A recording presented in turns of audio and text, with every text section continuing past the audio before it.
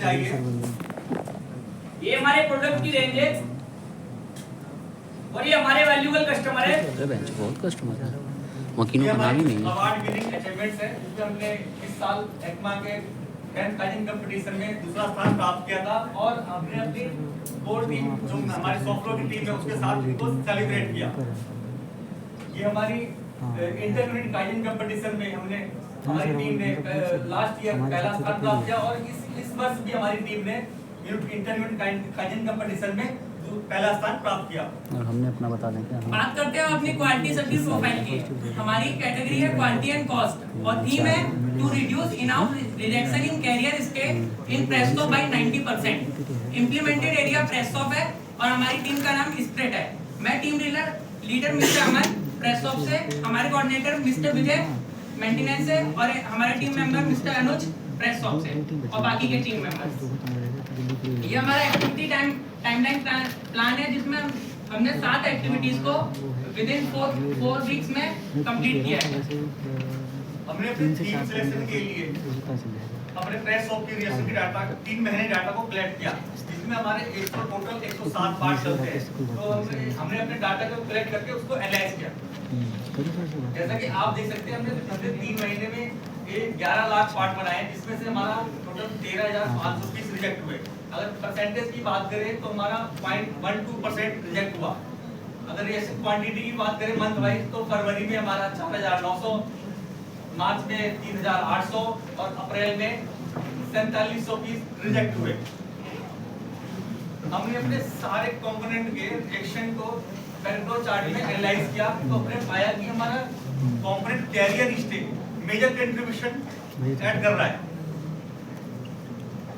जैसा कि आप देख सकते हैं कि हमारे total overall in house rejection में जो इसका कंट्रीब्यूशन है 10.5% था।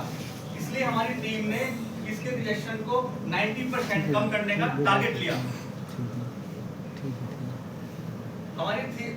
हमने ये थीम क्यों सिलेक्ट करी? क्योंकि इसमें हमारी टीम का मोरल डिक्रीज हो रहा था, हमारे सीओ क्यू इंक्रीज हो रहा था और हमारे ऑपरेटर की फटीग मोर थी। हम अपने बिजनेस गोल को अचीव नहीं कर पा रहे थे। सेटिंग टाइम लॉस बहुत ज्यादा हो रहा था और इन हाउस रिजेक्शन जो कैरियर स्टे का था वो प्रेस ऑफ में बहुत ही ज्यादा हो रहा था।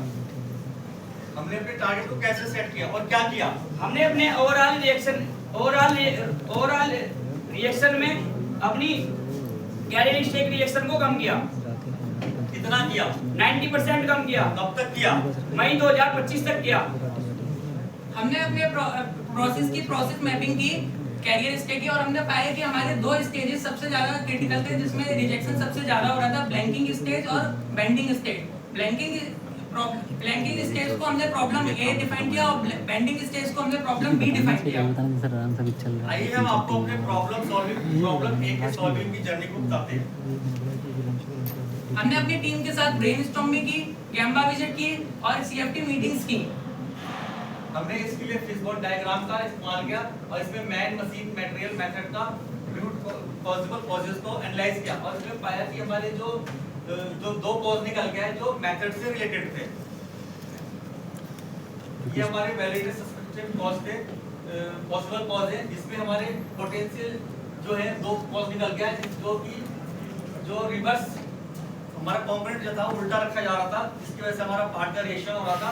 और दूसरा वो था कि हमारी जब हम नए कंपोनेंट की सेटिंग करते थे इसमें तो हमारे पास हिट एंड ट्रायल बेस पे हम इसकी सेटिंग हो रही थी हमारी जिससे हमारा रिएक्शन बन रहा था।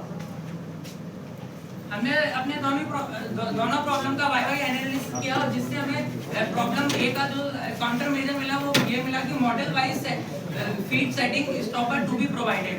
और प्रॉब्लम 2 का जो एनालिसिस किया और उससे हमें जो काउंटर मेजर मिला तो merging of blanking and bending tools.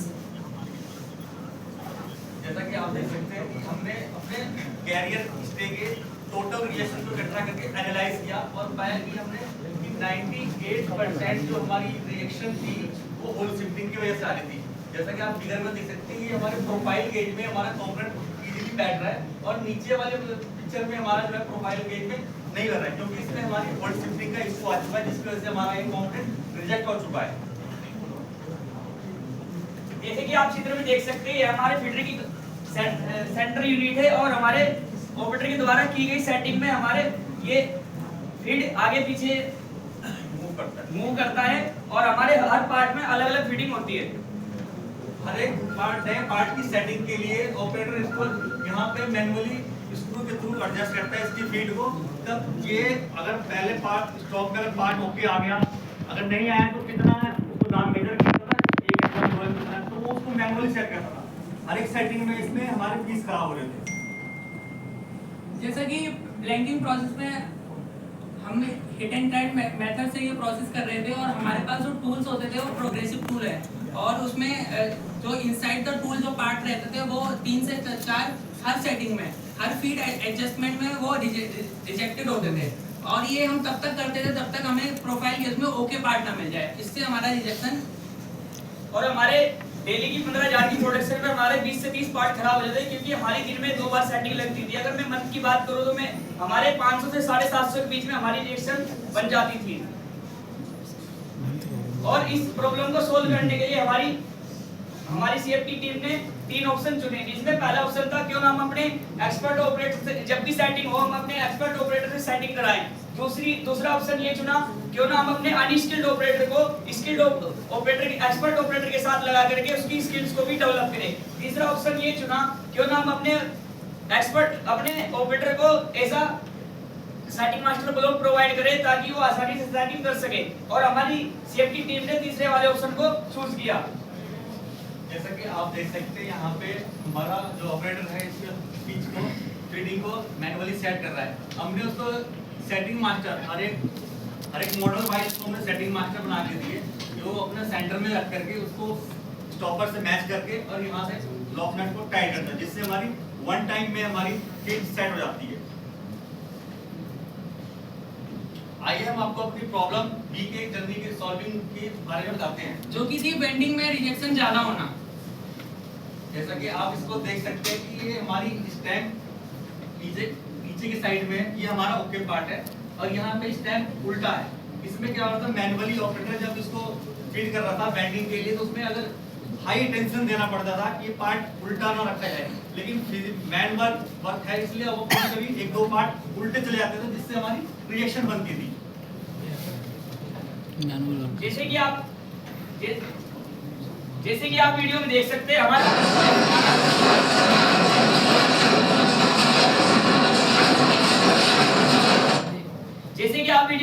हमारा ऑपरेटर पार्ट को 100% चेक करके इंस्पेक्शन करके ही पार्ट को लोड करता है। अगर कोई भी पार्ट हमारा ऑपरेटर से स्किप हो जाता है तो हमारा पार्ट उल्टा बैंड हो जाता है। जैसे कि आप चित्र में देख सकते हैं वीडियो में।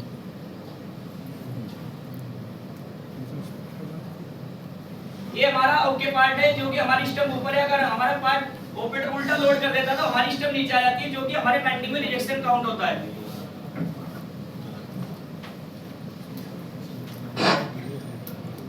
इस प्रॉब्लम को खत्म करने के लिए हमारी टीम ने क्या सोचा, हमने इसमें देखा कि जब भी हम ये पार्ट चलाते थे तो हमारे ऑपरेटर को हाई अटेंशन देना पड़ता था कि पीस उल्टा ना रखा जाए। ये सबसे बड़ी प्रॉब्लम हमारी ये थी और due to high volume chances of reverse bending के बहुत ही ज्यादा थे। तीसरा हमारा बेंडिंग ऑपरेशन में बेंडिंग प्रोसेस में कोई भी फोका योगा अवेलेबल नहीं था। हमारी सेफ्टी टीम ने इस प्रॉब्लम को सोल्व करने के लिए 3 ऑप्शन चुने, जिसमें हमारा पहला ऑप्शन था क्यों ना हम अपने पार्ट को 100% चेक करें। दूसरा ऑप्शन ये था कि क्यों ना हम अपने बेंडिंग प्रोसेस में फोका योगा लगाएं। तीसरा ऑप्शन ये था कि हम क्यों ना अपने ब्लैंकिंग और बेंडिंग ऑपरेशन को मर्ज करें ताकि हमारी पार्ट को उल्टा बेंड करने की पॉसिबिलिटी खत्म हो जाए। और हमारी सीएफटी टीम ने तीसरे वाले ऑप्शन को चूज किया। जैसा कि आप देख सकते हैं इसके अंदर वीडियो में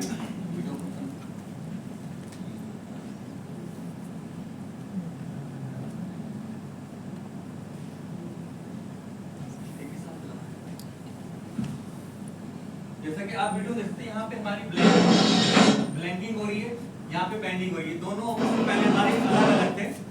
आफ्टर इंप्रूवमेंट हमने क्या किया, ये हमारी ब्लैंकिंग और बेंडिंग हमने दोनों एक साथ मर्ज कर दी। इसमें जो मैन रिलेटेड कॉस्ट था उसको हमने पूरी तरह जीरो किया, जिससे क्या है कि पार्ट उल्टा लगेगा ही नहीं इसमें। अब मशीन के अंदर ही हमारा पार्ट कंप्लीट होकर के बाहर आएगा। सेव हुआ, ये हमारा फाइनल पार्ट निकल रहा है, यहाँ पे बेंडिंग होकर निकल रहा है। पहले हमारा अलग अलग हो रहा था, अब यहाँ पे कंप्लीट निकल रहा है। और ये हमारा 8 ओके बीच में 1 टाइम में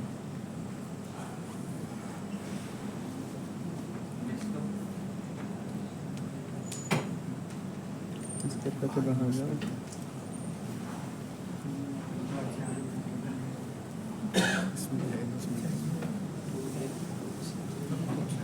10 मिनट के लिए आए हैं। बजाया नहीं अभी तक ये, अभी तक बजाया नहीं।